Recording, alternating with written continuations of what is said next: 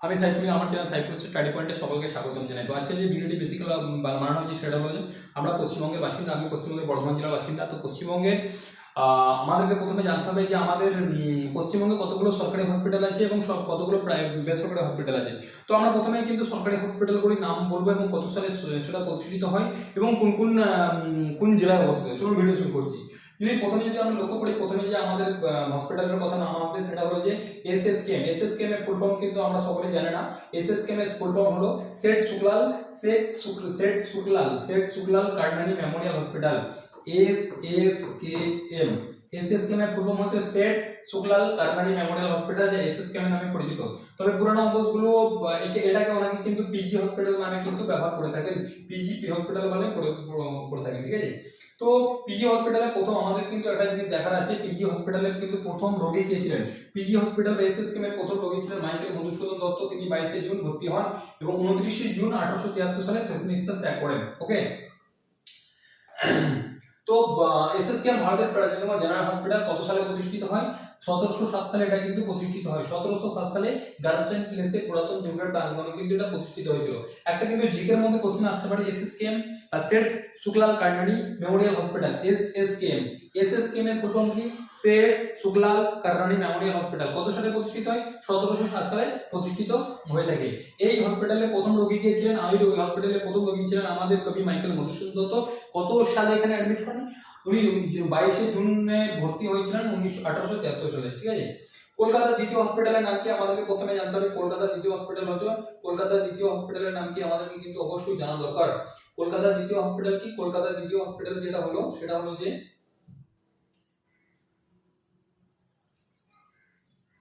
কলকাতার দ্বিতীয় হসপিটাল প্রতিষ্ঠা। ভারতে বসবাসকারী ইউরোপীয় কর্মকর্তাদের চিকিৎসা প্রদানের জন্য ব্রিটিশরা শাসকরা 1764 সালে ইন্ডিয়ান মেডিকেল সার্ভিস প্রতিষ্ঠা করে। ইন্ডিয়ান মেডিকেল সার্ভিস কত সালে প্রতিষ্ঠা হয়েছিল? 1764 সালে, 1764। এটা কিন্তু একটা কোশ্চেন আছে, ইন্ডিয়ান মেডিকেল সার্ভিস কত সালে প্রতিষ্ঠিত হয়েছিল? ইন্ডিয়ান মেডিকেল সার্ভিস 1764 সালে ইন্ডিয়ান মেডিকেল বোর্ড সার্ভিস প্রতিষ্ঠিত হয়। ওকে। তো কলকাতা মেডিকেল কলেজ বেঙ্গল প্রতিষ্ঠিত হয় 1835 সালে 28 জানুয়ারি।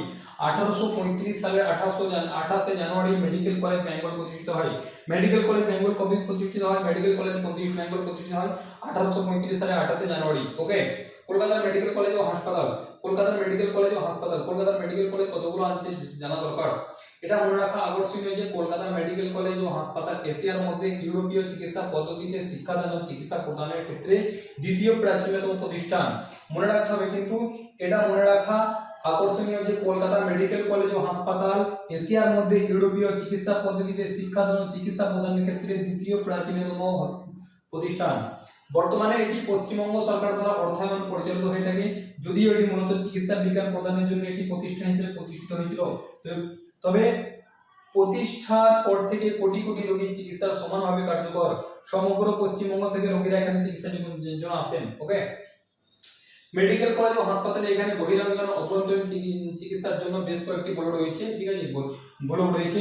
এর মধ্যে কয়েকটি ঐতিহাসিকভাবে গুরুত্বপূর্ণ। উদাহরণস্বরূপ 1887 সালে মিসেস মোজের ইডিজে এজরার করোনায় নির্মিত এজরা হাসপাতালটি শুধুমাত্র শহরের ইহুদি জনগোষ্ঠীর জন্য চিকিৎসার জন্য তৈরি করা হয়েছিল।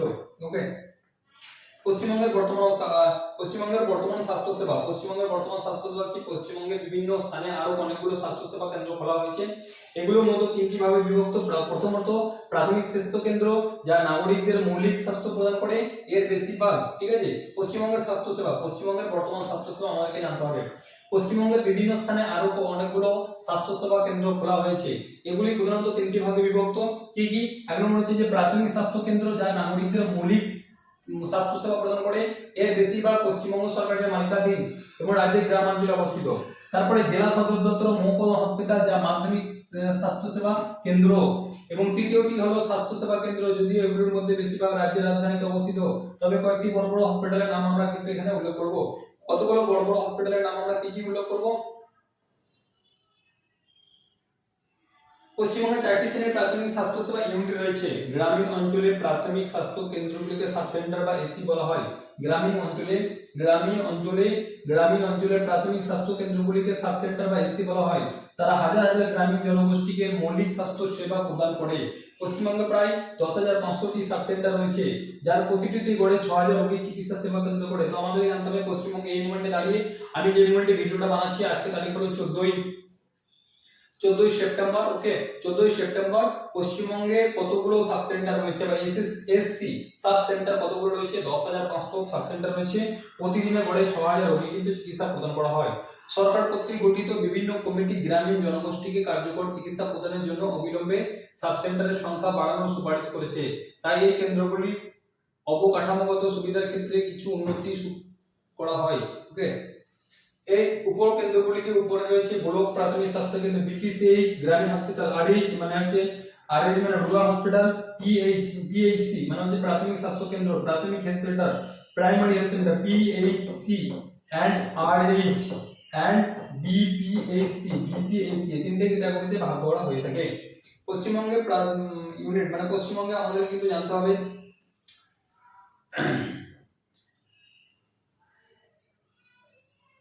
পশ্চিমবঙ্গে 10টি জেলা হসপিটাল, 16টি জেলা হসপিটাল। পশ্চিমবঙ্গে 16টি কিন্তু জেলা হসপিটাল রয়েছে। পশ্চিমবঙ্গে 16টি জেলা হসপিটাল এবং 45টি উপবিভাগ হসপিটাল এবং 26টি রাজ্য জেনারেল হসপিটাল রয়েছে। একসাথে 18,000-এর বেশি শয্যা রয়েছে মানে বেড রয়েছে। আমাদের পশ্চিমবঙ্গে যতগুলো মানে হসপিটাল আছে ততগুলো কতগুলো বেড আছে আমাদেরকে জানাতে হবে। আমাদের পশ্চিমবঙ্গে যতগুলো হসপিটাল আছে তাতে মোটামুটি 18,000 কিন্তু বেড রয়েছে। আমরা কলকাতার আশেপাশে অবস্থিত স্টেট জেনারেল হসপিটালের নাম আমরা বলে দেবো। কলকাতা এবং তার আশেপাশে অবস্থিত স্টেট জেনারেল হসপিটাল, 1 নম্বর যেটা আসবে বাঘাযতীন স্টেট জেনারেল হসপিটাল, 2 নম্বর বরানগর স্টেট জেনারেল হসপিটাল, 3 নম্বর বিধাননগর মহকুমা হাসপাতাল, 4 নম্বর বিজয়গড় স্টেট জেনারেল হসপিটাল, 5 নম্বর Garden Reach state general hospital. Kolkata তারা অবস্থিত, কলকাতা এবং তার আশেপাশে অবস্থিত আমরা স্টেট জেনারেল হসপিটালগুলোর নাম বলবো। যদি 1 নম্বরের কথা বলি সেটা হলো যে বাঘাযতীন স্টেট জেনারেল হসপিটাল, 2 নম্বর বরানগর স্টেট জেনারেল হসপিটাল, 3 নম্বর বিধাননগর মহকুমা হাসপাতাল, তারপরে বিজয়গড় স্টেট জেনারেল হসপিটাল এবং গার্ডেনরিচ স্টেট জেনারেল হসপিটাল। পশ্চিমবঙ্গের তৃতীয় স্তরের স্বাস্থ্য সেবা ইউনিট। ওকে, তো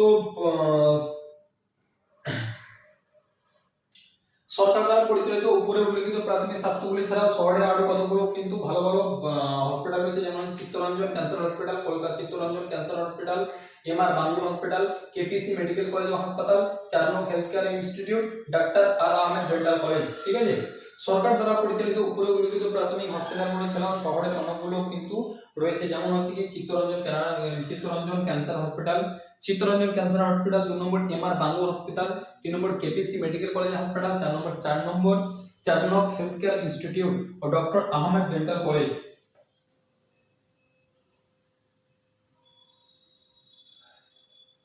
কলকাতার বাইরে, আমরা কলকাতার বাইরে কিছু ভালো ভালো মেডিকেল কলেজের নাম বলবো যেগুলো কিন্তু মানে কলকাতার পরে কিন্তু স্থান। যদি আমি বর্ধমান জেলাতে বিলং করি, তো বর্ধমান জেলায় আমাদের একটা, আমি যেখানে মানে আমি যে লোকেশন থেকে ভিডিওটা বানাচ্ছি তার 1 কিলোমিটারের মধ্যে একটা হসপিটাল আছে, সেটা হলো যে BMCH Bardhaman medical college and hospital. Okay, পশ্চিমবঙ্গে কতগুলো ভালো ভালো আমি হসপিটালের মেডিকেল কলেজ হাসপাতালের নাম বলবো। 1 নম্বর হচ্ছে বাঁকুড়া সম্মিলনী মেডিকেল কলেজ, 2 নম্বর বর্ধমান মেডিকেল কলেজ, 3 নম্বর Medinipur medical college, Uttarbanga medical college, গ্রামীণ মেডিকেল কলেজ ও হাসপাতাল, Guru Nanak institute of dental science and research, Sagar Dutta hospital, JNM হাসপাতাল। ওকে, তো আমি কতগুলো কলেজের নাম বলছি যেগুলোতে কিন্তু ভালো চিকিৎসা হয়ে থাকে। সেটা হলো যে 1 number Bankura Sammilani medical college, 2 নম্বর বর্ধমান মেডিকেল কলেজ, 3 নম্বর Medinipur medical college, 4 number Uttarbanga medical college, 5 number গ্রামীণ মেডিকেল কলেজ ও হাসপাতাল, 6 number Guru Nanak institute of dental science and research, Sagar Dutta hospital এবং জেএনএম হসপিটাল।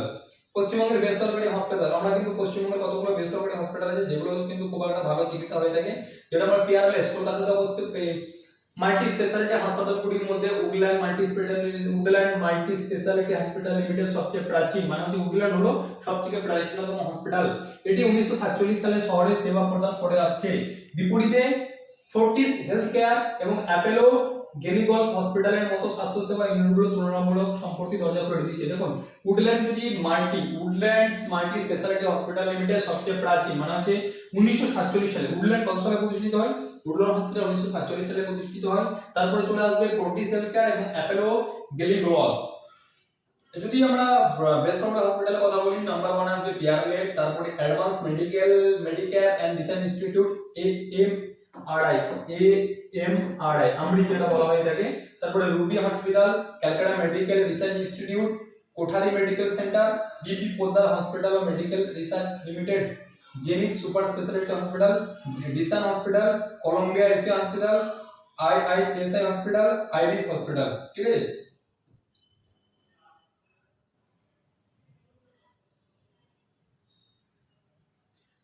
আরো কতগুলো হোমিওপ্যাথি হসপিটাল রয়েছে, যদি আমরা আরো কয়েকটি হোমিওপ্যাথি হসপিটাল রয়েছে তার বাইরে অবস্থিত কলকাতার বাইরে, যদি আমরা বেঙ্গল হোমিওপ্যাথিক ও মেডিকেল কলেজ ও হসপিটাল আসানসোলে অবস্থিত, আসানসোলে কোন অবস্থিত, বেঙ্গল হোমিওপ্যাথিক মেডিকেল কলেজ ও হসপিটাল আসানসোলে অবস্থিত, Birbhum Vivekananda homeopathic medical college hospital, Bardhaman homeopathic medical college ও hospital, Kharagpur homeopathic medical college ও হাসপাতাল, Mahesh Bhattacharya homeopathic medical college ও হাসপাতাল Howrah, Medinipur homeopathic medical college ও হাসপাতাল, পুরুলিয়া হোমিওপ্যাথিক কলেজ এবং হাসপাতাল। ঠিক আছে। তো এগুলো সাধারণত আমরা বললাম, তো আমরা একবার সামারাইজ করে দিচ্ছি। যদি কলকাতার বেসরকারি হসপিটালের কথা বলি তাহলে আমাদের নাম হবে পিয়ারলেস হসপিটাল, 2 নম্বর এমডি AMRI, এমডি মানে হচ্ছে advance medical and research institute, 3 নম্বর রবি হসপিটাল, 4 নম্বর Calcutta medical research institute, Kothari medical centre, BP Poddar hospital ও মেডিকেল রিসার্চ লিমিটেড, জেনিক super speciality hospital, Desun hospital, Columbia Asia hospital, IIS hospital, Iris hospital. ঠিক আছে। তো এগুলো আপনাদের সামনে মোটামুটি তুলে ধরলাম, আমি আবার নেক্সট ভিডিও দেওয়ার চেষ্টা করব। ঠিক আছে। তো যদি ভিডিওটি আপনাদের মানে যদি কোনো রকম কোশ্চেন কোয়ারি থেকে থাকে তো কমেন্টে জানিয়ে আমি আপনাদেরকে যতটা পারবো হেল্প করবো, সাহায্য করবো। সকলে ভালো থাকবেন, সুস্থ থাকবেন, জয় হিন্দ।